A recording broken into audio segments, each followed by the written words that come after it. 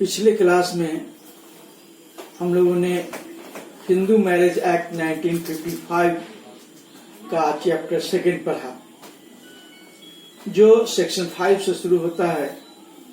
और चैप्टर 2 का जो पहला सेक्शन 5 है, उसमें ग्राउंड्स ऑफ है वैलिड मैरिज के बारे में दिया हुआ है, जिसमें हम लोगों ने पढ़ा हिंदू मैरिज एक्ट 1955 के section 5 clause 1 monogamy marriage, section 5 clause 2 mental capacity, section 5 clause 3 age, section 5 clause 4 prohibited relationship, and section 5 clause 5 beyond supine relationship.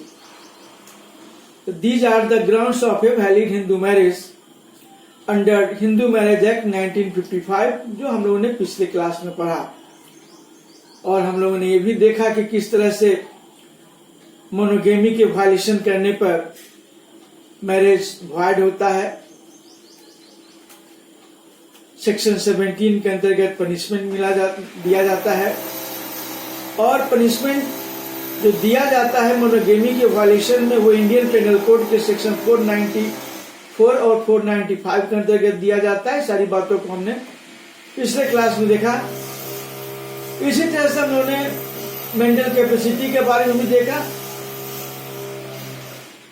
Prohibited relationship के बारे में देखा, सपिन रिलेशनशिप के बारे में देखा। आज हम लोग सेक्शन 5 के आगे सेक्शन 6, सेक्शन 7, सेक्शन 8 यानी सेकेंड चैप्टर आज हम लोग समाप्त करेंगे। तो आगे देखते हैं हिंदू मैरिज एक्ट 1955 का जो चैप्टर 2 है, उसका सेक्शन 6। जिस समय कानून बना 1955 में, उस समय सेक्शन 6 में गार्जियनशिप की व्यवस्था थी, संरक्षक की व्यवस्था थी, अभिभावक की व्यवस्था थी कि हिंदुओं में विवाह को वैध होने के लिए विवाह संरक्षक के द्वारा, अभिभावक के द्वारा, गार्जियन के द्वारा किया जाना चाहिए। ये बातें थी क्योंकि उस समय मैरिज का जो एज था वो माइनर एज था। चूंकि मैरिज का एज माइनर था, इसलिए मैरिज के लिए गार्जियनशिप की व्यवस्था की गई 1955 में। लेकिन जब 1978 में कानून बना, minor marriage provision amendment act 1978, जिसमें मैरिज के एज को मेजर कर दिया गया, माइनर मैरिज को प्रोहिबिटेड कर दिया गया, तो सेक्शन 6 को रिपील कर दिया गया, धारा 6 को निश्चित कर दिया गया। क्योंकि जब मैरिज का एज मेजर हुआ तो गार्जियनशिप की आवश्यकता समाप्त हो गई, गार्जियनशिप की व्यवस्था समाप्त हो गई। इस सेक्शन 6 को रिपील कर दिया गया। वर्तमान समय में हिंदू मैरिज के लिए गार्जियन की आवश्यकता नहीं है, जो पहले सेक्शन 6 में था। जिस समय कानून बना 1955 में, इसको 1978 में अमेंडमेंट के द्वारा, minor marriage provision amendment act के द्वारा रिपील कर दिया गया। सेक्शन 6 के बाद आता है सेक्शन 7 सप्तपदी सेक्रामेंट। सेक्शन 7 का हिंदू मैरिज के अंतर्गत, हिंदू मैरिज एक्ट के अंतर्गत एक विशेष महत्व, क्योंकि आज भी वर्तमान समय में भी, आधुनिक परिवेश में भी, हिंदू मैरिज एक्ट 1955 के अस्तित्व में आने के बाद भी हिंदू विवाह का जो स्वरूप है वह संस्कारगत बना हुआ है। आज भी हिंदू विवाह पूर्ण रूप से संविदात्मक नहीं हुआ। बहुत सारे संशोधन हुए, अमेंडमेंट हुए, पुरानी बहुत सारी मान्यताएं, परंपराएं, प्रथाएं समाप्त कर दी गई। लेकिन ये जो सेक्शन 7 है, सेक्रामेंटल सप्तपदी सेक्शन 7 में, वो हिंदू विवाह के स्वरूप को आज भी संस्कारगत बनाता है। पहले बहुत सारी व्यवस्थाएं थी जो हिंदू विवाह को पूर्ण रूप से संस्कारगत बनाती थी। जैसे हिंदू विवाह में विवाह विच्छेद की व्यवस्था नहीं थी, जन्म जन्म का संबंध होता था। हिंदू विवाह में अभिभावक होते थे, गार्जियन होते थे, संरक्षक होते थे जो कन्या दान करते थे, कन्या का दान होता था, संविदा नहीं होता था, पानी ग्रहण संस्कार हुआ करता था, ये सारी बातें होती थी, सप्तपदी हुआ करती थी, अग्नि के समक्ष 7 फेरे हुआ करते थे। लेकिन गार्जियनशिप की व्यवस्था को समाप्त कर, कन्यादान की व्यवस्था को समाप्त कर, माइनर मैरिज को समाप्त कर, विवाह विच्छेद की व्यवस्था को कायम कर, प्राचीन हिंदू विवाह के संस्कारगत स्वरूपों को काफी हद तक समाप्त किया गया, निश्चित किया गया। लेकिन आज भी जो सेक्शन 7 है सैक्रामेंट, वो हिंदू विवाह के स्वरूप को पूर्ण रूप से संविदात्मक नहीं करता है, बल्कि आज भी इसमें संस्कारगत लक्षण विद्यमान है। वो जो सेक्शन 7 है सप्तपदी सैक्रामेंट, ये सप्तपदी का प्रोविजन, सेक्शन 7 का प्रोविजन आज भी हिंदू विवाह के स्वरूप को संस्कारगत बनाती। सेक्शन 7 में लिखा हुआ है कि यदि किसी जाति में, जनजाति में, समाज में कुछ धार्मिक परंपराएं हैं, रीतियां हैं, प्रथाएं हैं, तो उनके अनुसार, और अगर नहीं है तो सप्तपदी के अनुसार विवाह संपन्न होगा। सप्तपदी यानी कि अग्नि के समक्ष 7 फेरे लेना। पति और पत्नी, कन्या और वर दोनों एक साथ अग्नि के समक्ष 7 फेरे जब लेते हैं तो इसे सप्तपदी की संज्ञा दी जाती है। इसका एक धार्मिक उद्देश्य होता है, संस्कारगत महत्व होता है। तो सप्तपदी उन्हीं हिंदू विवाह में आवश्यक नहीं माना जाएगा जिस हिंदू विवाह के अंतर्गत उस परिवार में, उस समाज में, उस जाति में, जनजाति में इससे मिलता जुलता कोई दूसरा धार्मिक आयोजन हो, प्रथा हो, परंपरा हो, रीति हो, रिवाज हो, तो वहां पर उसे सप्तपदी की मान्यता दी जाएगी। लेकिन अगर कोई दूसरा मान्यताएं, परंपराएं, प्रथाएं नहीं है तो उन्हें सप्तपदी का पालन करना अनिवार्य माना जाएगा उनके लिए। ये हिंदू मैरिज एक्ट 1955 के चैप्टर 2 के सेक्शन 7 में लिखा हुआ है। और अगर हिंदू विवाह में सेक्शन 7 का सप्तपदी का पालन नहीं किया गया तो उस विवाह का वैधानिक परिणाम ये होगा, उस मैरिज पर लीगल इफेक्ट ये होगा कि वो मैरिज सेक्शन 11 के अनुसार वॉइड होगा, यानी वो विवाह शून्य विवाह समझा जाएगा, निष्प्रभावी विवाह समझा जाएगा धारा 11 के अनुसार, सेक्शन 11 के अनुसार हिंदू मैरिज एक्ट के अंतर्गत। तो इस तरह हम देखते हैं कि हिंदू मैरिज एक्ट 1955 के अंतर्गत सेक्शन 7 एक ऐसा सेक्शन है, एक ऐसी धारा है जो आज भी इस आधुनिक समय में भी हिंदू विवाह के स्वरूप को संस्कारगत बनाता है, इसे पूर्ण रूप से संविदात्मक नहीं बना पाता है। फिर इस सेक्शन 7 के बाद नेक्स्ट सेक्शन आता है सेक्शन 8। हिंदू मैरिज एक्ट 1955 के चैप्टर 2 का लास्ट सेक्शन है सेक्शन 8। सेक्शन 8 रजिस्ट्रेशन के बारे में, पंजीकरण के बारे में बताता है। सेक्शन 8 में यह व्यवस्था है कि अगर राज्य सरकार चाहे तो हिंदू विवाह के रजिस्ट्रेशन को आवश्यक बना सकता है, इसके रजिस्ट्रेशन के लिए नियम बना सकता है, और सरकार जब इसके लिए हिंदू विवाह के रजिस्ट्रेशन के लिए नियम बनाएगी तो उस नियम को विधानमंडल के सामने प्रस्तुत करेगी और ये व्यवस्था रहेगी कि विवाह के जो पक्षकार होंगे वो एक पंजीयन रजिस्टर में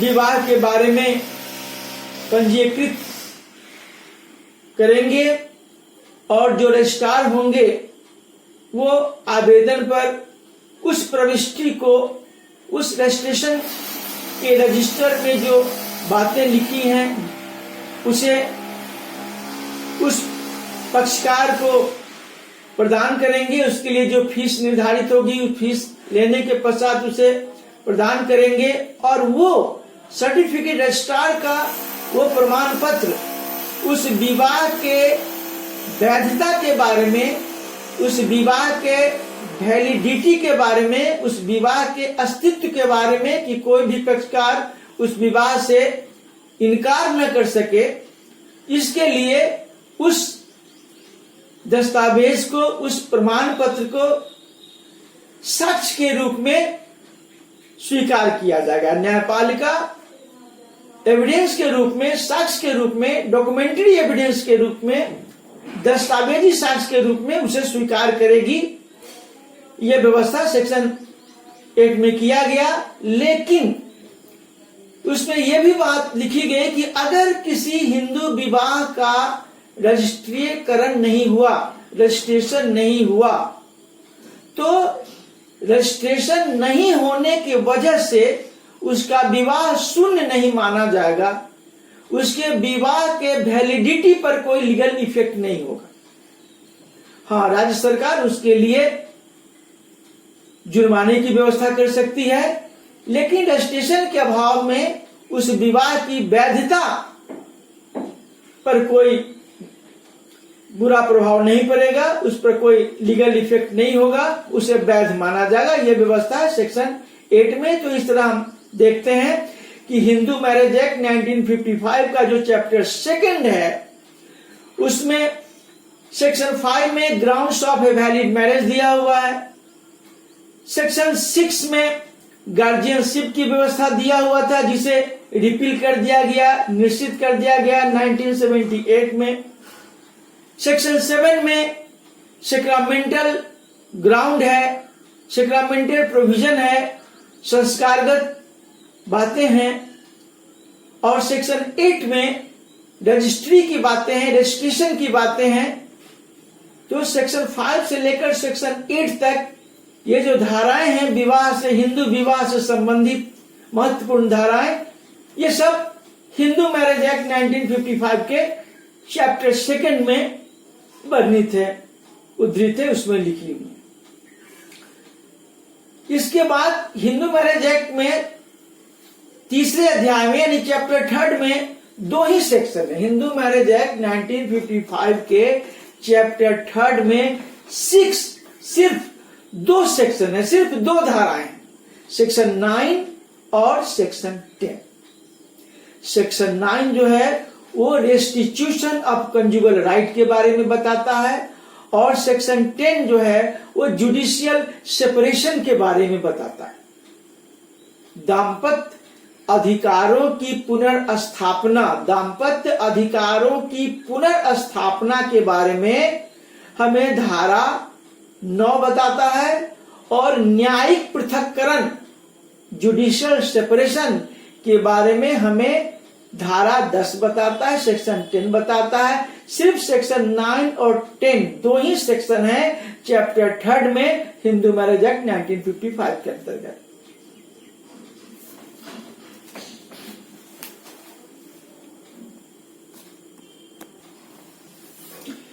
ये जो रेस्टिट्यूशन ऑफ कंजुगल राइट है, दाम्पत्य अधिकारों की पुनर्स्थापना, इसका सिद्धांत क्या है, इसका आधार क्या है?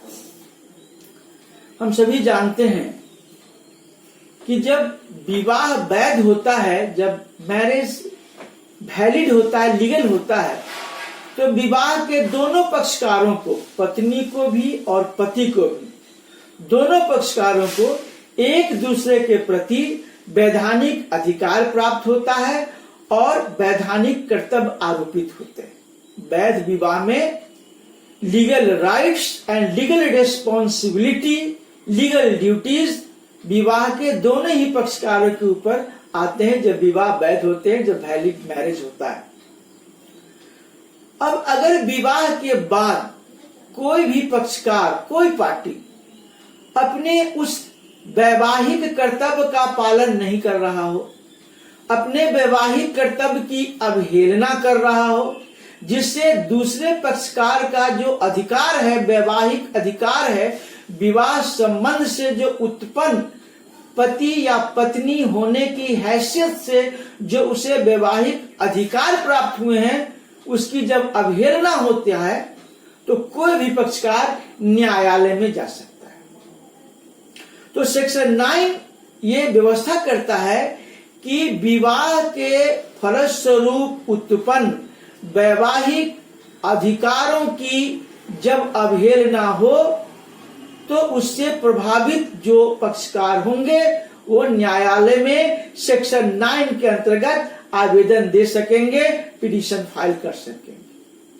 और न्यायालय जो प्रभावित पक्षकार होंगे, जो अफेक्टेड पार्टी होंगे, उनके आवेदन पर यह विचार करेगी कि क्या वैवाहिक अधिकार की जो अवहेलना हो रही है, वैवाहिक कर्तव्य का जो पालन नहीं हो रहा है, उसका कोई रीजनेबल ग्राउंड है या नहीं।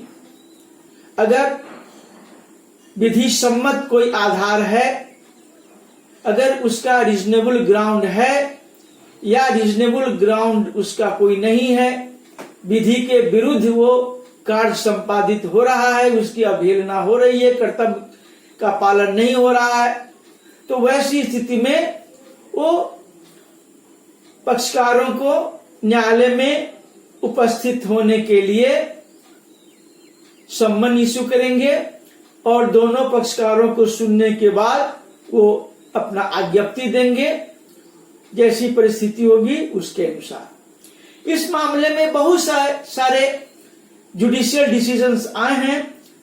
शांति बनाम रमेश इलाहाबाद हाई कोर्ट का 1965 में मामला आया। तीरथ कौर वर्सेस कृपाल सिंह का 1964 में मामला आया, पंजाब का मामला। गया प्रसाद वर्सेस भगवती 1965 में मध्य प्रदेश का मामला। इस तरह से बहुत सारे मामले हैं जिसमें अभित्यजन का, वैवाहिक कर्तव्य की अवहेलना का जो आधार है वो न्याय संगत है या नहीं, वो रीजनेबल ग्राउंड है या नहीं, इस पर आधारित बहुत सारे डिसीजन है।